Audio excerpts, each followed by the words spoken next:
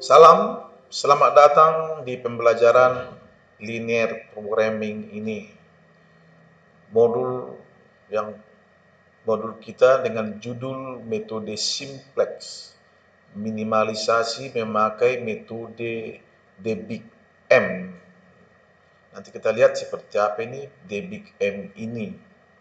Sebelumnya dalam modul sebelumnya kita sudah bahas metode simplex untuk persoalan maksimalisasi fungsi sasaran. Dalam modul itu kita sudah demonstrasikan simplex untuk 2 variabel, bahkan untuk 3 variabel. Sekarang tentu hal yang serupa kita harapkan bagaimana metode simplex dipakai untuk minimalisasi fungsi sasaran. Sesudah menyaksikan video ini, Anda mengetahui istilah-istilah yang dipakai dalam metode simplex DBIG-M ini, ya. Nanti kita mengenal apa itu surplus variabel, apa itu slack variable yang sudah kita temukan istilah ini dalam metode simplex untuk maksimalisasi. Kemudian apa yang disebut dengan artificial variable, variabel artificial, variabel pembantu dalam minimalisasi fungsi sasaran memakai metode simplex. Tentu seperti biasanya sesudah tabel simplex sudah kita rumuskan, kita selanjutnya memakai metode operasi baris atau metode eliminasi Gaussian untuk mencari nilai-nilai variabel X, Y, dan seterusnya. Tentu sesudah menyaksikan video ini, Anda sudah bisa menyelesaikan minimalisasi fungsi sasaran dalam batasan pertidaksamaan memakai metode DBIG-M. Walau ya metode ini lebih sulit dipahami daripada metode untuk maksimalisasi fungsi sasaran. Ya, nanti kesulitan itu akan dapat diatasi ya dengan menyaksikan video lain ya, video lain dengan judul dualitas dan minimalisasi fungsi sasaran.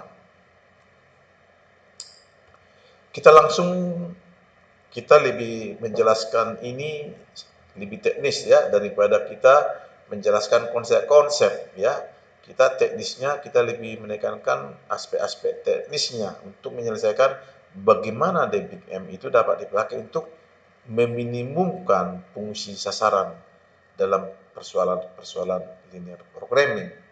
Langsung sebuah contoh minimumkan C sama dengan 8Y1 tambah 16Y2 dengan batasan Y1 tambah 5Y2 lebih besar atau sama dengan 9, 2Y1 tambah 2Y2 lebih besar atau sama dengan 10.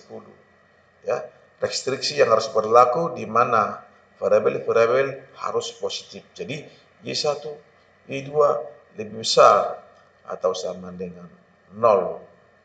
Seperti maksimalisasi sebelumnya, mari kita jadikan pertidaksamaan ini menjadi persamaan. Jelas sekali apa yang di ruas kiri lebih besar daripada apa yang di ruas kanan. Itu artinya lebih besar ini. Jadi kalau mau kita jadikan ini menjadi persamaan, kita harus mengurangkan sebuah variabel kepadanya, angka kepadanya, variabel kepadanya, untuk membuatnya menjadi persamaan. Jadi ada kelebihan di ruas kiri yang membuatnya lebih besar daripada angka di ruas kanan.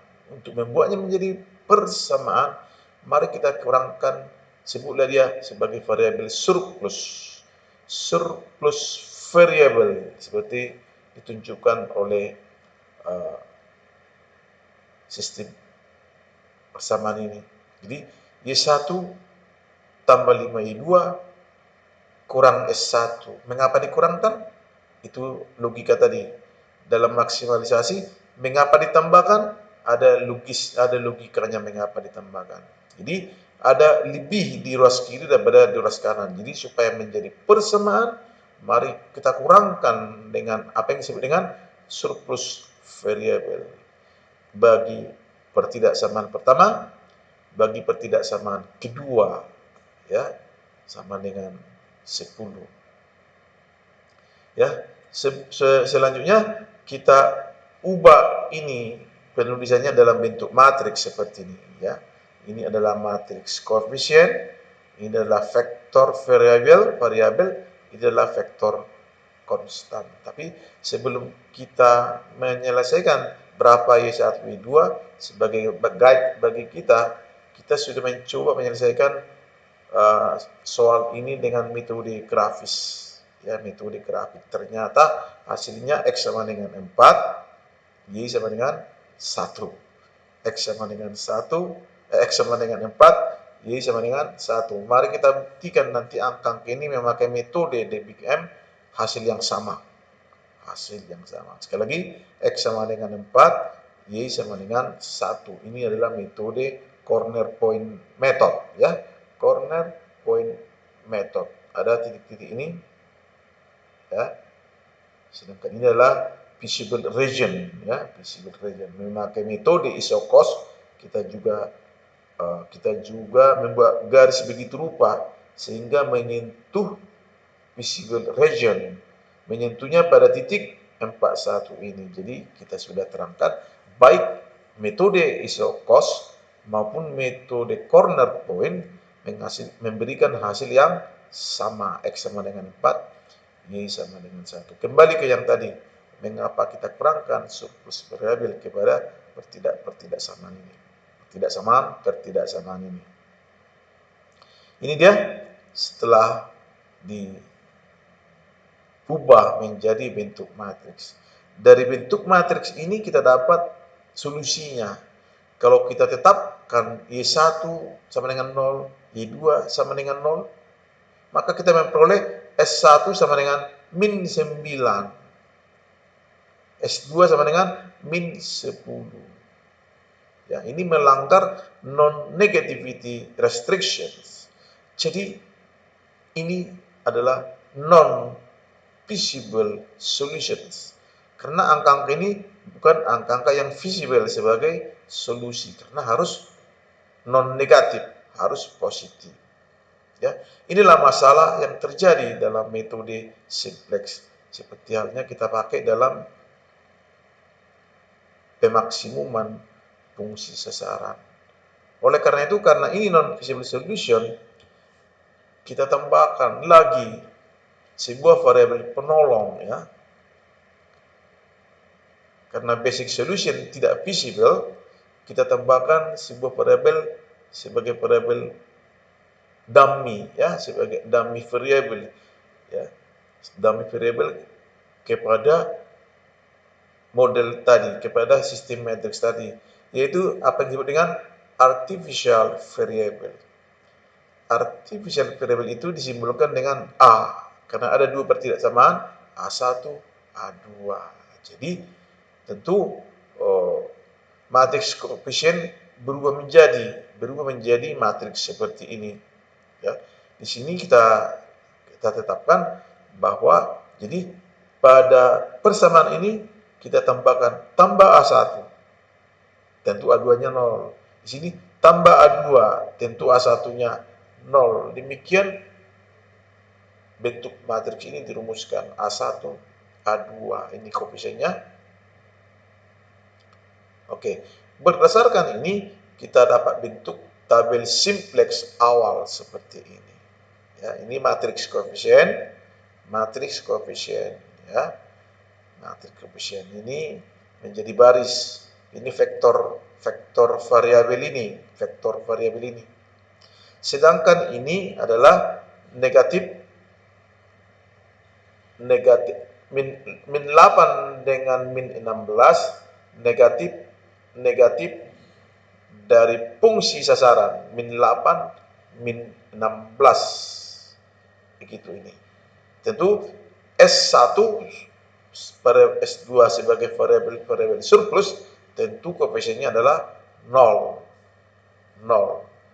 Tetapi untuk variabel artificial variable, koefisiennya kita tetapkan sebagai M, ya. Tentu seperti ini kita jadikan dia min M. min M. Begitu ya metode yang sedang kita jelaskan ini. Jadi bagi garis indikator tetapkan 0 sebagai koefisien bagi variabel surplus. Sedangkan bagi variabel artifisial kita tetapkan sebagai M. Tapi karena metode tadi kita jadikan minus koefisien-koefisien dimaksud seperti minus koefisien variabel sasaran. Demikian juga ini kita jadikan minus M. Kemudian kita mulai ya, kita masih tabel simplex awal, kita kalikan ya, kita kalikan 1 M 1 kita kalikan masing-masing koefisien ini dengan M, lalu kita tambahkan dengan min 8. Jadi 1M tambah 2M tambah min 8. Berapa itu? 3M kurang 8. Ini 5 kali M, 2 kali M tambah min 16. Jadi 7M kurang 16. Demikian seterusnya kita dapatkan seperti ini. Begitulah prosesnya. Ya. Ini 19M dari mana dia? 9M tambah 10M tambah 0 tentunya. Jadi 19M. Tabel awal ini kita dapat rumuskan solusi dasarnya.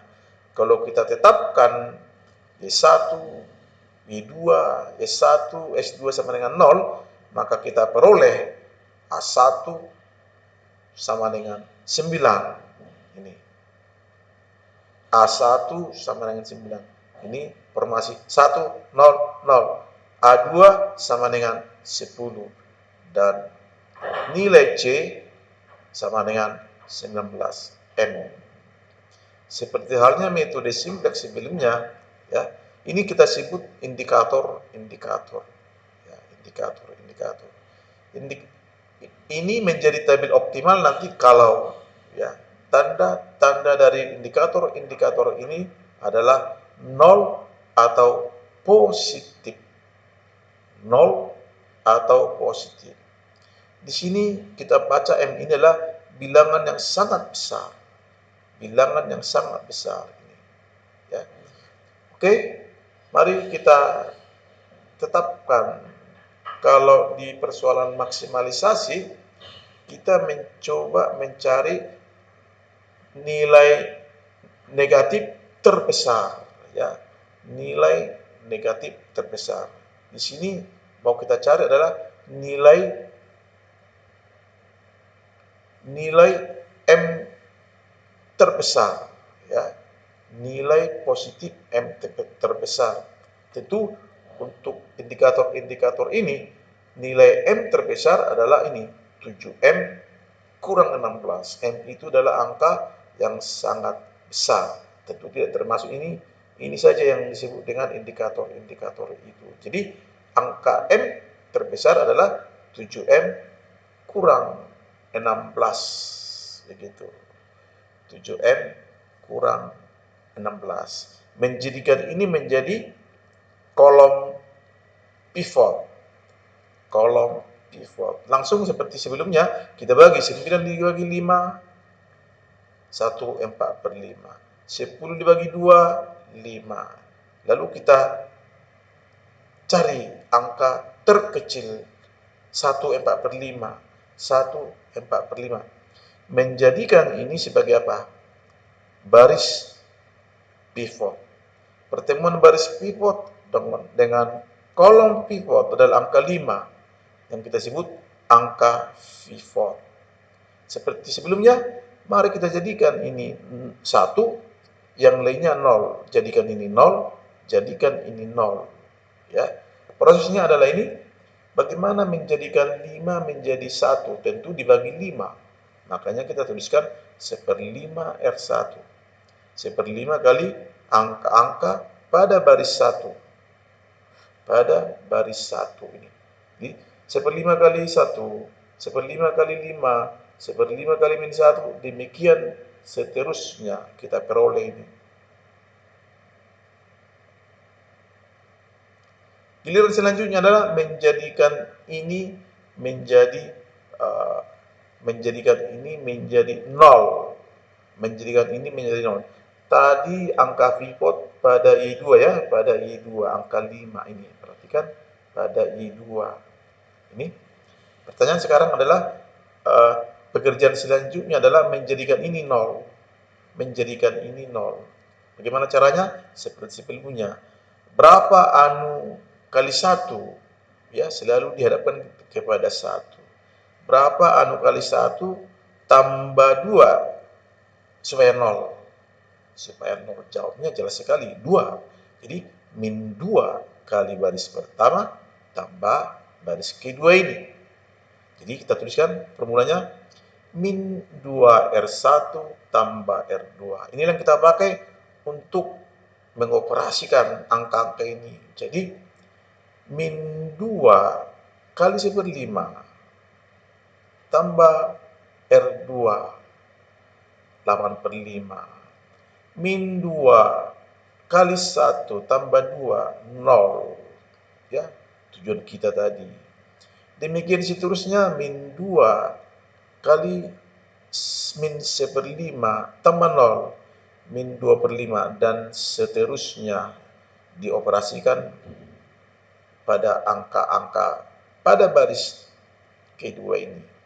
Selanjutnya adalah menjadikan ini 0. Disinilah sulitnya metode minimalisasi memakai simplex, sehingga kita carikan nanti metode yang lebih praktis, ya, lebih mudah, yaitu dualitas, metode dualitas. Mari kita jadikan ini 0. Ya. Berapa anu kali 1 tambah 7M kurang 16 supaya 0. Nah, supaya 0. Jawabnya adalah min 7M tambah 16 kali R1. Tambah ini sendiri, dia sendiri, ya 0.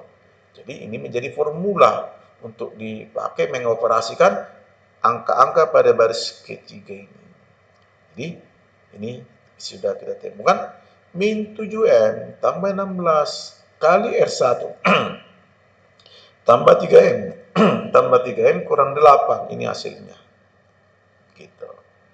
Ini kali R1 tambah 7M kurang 16, ya 0. Ini tadi tujuan kita. Demikian seterusnya, agak complicated, dia harus teliti untuk mengoperasikannya, untuk mendapatkan angka-angka ini. Ya, selesai. Apakah ini sudah tabel optimal? Periksa, masihkah ada angka positif, ya, 0 atau positif, ya, masihkah ada ini, ya, yaitu 8/5M kurang 24/5, ya, angka M yang sangat besar, maaf. Masihkah ada angka positif, M positif? Ada, ini, ya. Inilah angka M positif terbesar daripada angka-angka lainnya. Memang angka-angka lainnya sudah minus, ya. Jadi sendirian ini angka M terbesar. Inilah menjadi baris kolom pivot seperti ditunjukkan oleh ini. Ini adalah kolom pivot. Kolom pivot. Langsung kita cari rasio-rasionya. 9/5 dibagi 1/5 ini. 9. 32/5 dibagi 8/5 ini. Angka terkecil 4, menjadikan ini adalah baris pivot. Pertemuannya menghasilkan angka pivot. Ini adalah angka pivot. Melakukan apa yang disebut dengan pivoting. Jadikan ini 1, jadikan ini 0, jadikan ini 0. Gitu. Jadi angka-angkanya sudah makin rumit, ya. Jadikan ini 1, jadikan 0, jadikan 0. Pertanyaan, ini mudah, menjadikan ini 0, kalikan saja dengan 5/8, itulah ini. 5/8 kali baris, ya. Baris kedua, ini salah, harus ini R2. Ya, harus ini R2. 5/8 kali 8/5, ya 1. 5/8 kali 0, ya 0. 5/8 kali min 2/5, ini. Demikian seterusnya. Ya, kita melakukan operasi baris. Selanjutnya adalah menjadikan ini 0. Ya, menjadikan ini 0. Selalu dihadapkan dengan angka 1. Katakanlah ini mau kita jadikan 0. Berapa kali 1 tambah 1/5 supaya 0? Jawabnya ya min 1/5. R2 baris kedua tambah R1 tentunya. Inilah formula yang kita pakai untuk operasi baris pertama ini. Gitu. Min 1/5 kali 1 tambah 1/5 ya 0. Min 1/5 kali 0 tambah 1 ya 1. Min 1/5 kali min 2/8 tambah min 1/5 minus 6/40. Demikian seterusnya kita lakukan operasi baris. Tugas selanjutnya adalah menjadikan ini 0. Wow, ini menjadikan ini 0. Pertanyaan tadi, berapa bilangan kali 1 tambah dia sendiri supaya 0? Ya, jawabnya min, ya kita minkan dia. Min 8/5 positif 24/5, itulah ini. Min 8/5 positif 24/5. Kali baris kedua tentunya, tambah baris ketiga, inilah formulanya.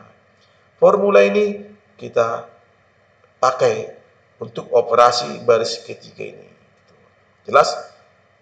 Ini kali 1 tambah dia sendiri, ya 0. Kali 0 tambah 0, ya 0. Kali min 2/8 tambah ini, ya minus 2M tambah 2. Kali ini kali min 5/8 tambah min M, min 3. Demikian seterusnya.